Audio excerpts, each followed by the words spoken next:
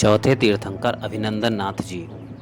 जम्बूद्वीप के पूर्व विदेह क्षेत्र में सीता नदी के दक्षिण तट पर एक मंगलावती देश है। उसके रत्न संचय नगर में महाबल राजा रहता था। किसी दिन विरक्त होकर विमल वाहन गुरु के पास दीक्षा लेकर 11 अंक का पठन करके 16 कारण भावनाओं का चिंतन किया।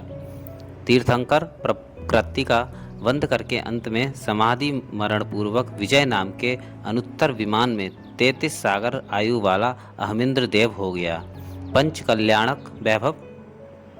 इसी जम्बूद्वीप के भरत क्षेत्र में अयोध्या नगरी के स्वामी इक्ष्वाकु वंशीय काश्यप गोत्रीय स्वयंवर नाम के राजा थे। उनकी सिद्धार्था महारानी थी। माता ने वैशाख शुक्ला षष्ठी के दिन उस अहमिंद्र को गर्भ में धारण किया और माघ शुक्ला द्वादशी के दिन उत्तम पुत्र को उत्पन्न दिया। सौधर्म इंद्र ने देवों सहित मेरु पर्वत पर जन्म महोत्सव मनाया और भगवान का अभिनंदन नाथ नाम प्रसिद्ध करके वापस माता पिता को सौंप गए। उनकी आयु 50 लाख पूर्व और ऊंचाई 350 धनुष की थी। कुमार काल के 12.5 लाख वर्ष पूर्व बीत जाने पर राज्य पद को प्राप्त हुए। राज्य काल के 36.5 लाख पूर्व वर्ष व्यतीत हो गए और 8 पूर्वांग शेष रहे। तब वे एक दिन आकाश में मेघों का महल नष्ट होता देखकर विरक्त हो गए और देव निर्मित हस्तचित्र नामक पालकी पर आरूढ़ होकर माघ शुक्ला द्वादशी के दिन वेला का नियम लेकर 1000 राजाओं के साथ जिन दीक्षा धारण कर ली। उसी समय उन्हें मनःपर्यय ज्ञान प्रकट हो गया। पारणा के दिन साकेत नगरी के राजा इंद्रदत्त ने भगवान को क्षीरान्न का आहार कराया और पंचाश्चर्य को प्राप्त किया।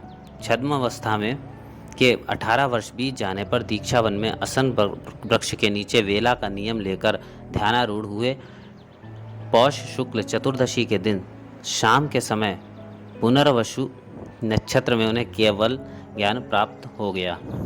इनके संवत्सरण में वज्रनाभि आदि 103 गणधर, 3 लाख मुनि, मेरुशेड़ा आदि 3,30,600 आर्यिकाएँ, 3 लाख श्रावक, 5 लाख श्राविकाएँ, असंख्यातों देव देवियाँ और संख्यातों तिर्यंच वहरा सभा में बैठकर धर्मोपदेश श्रवण करते थे।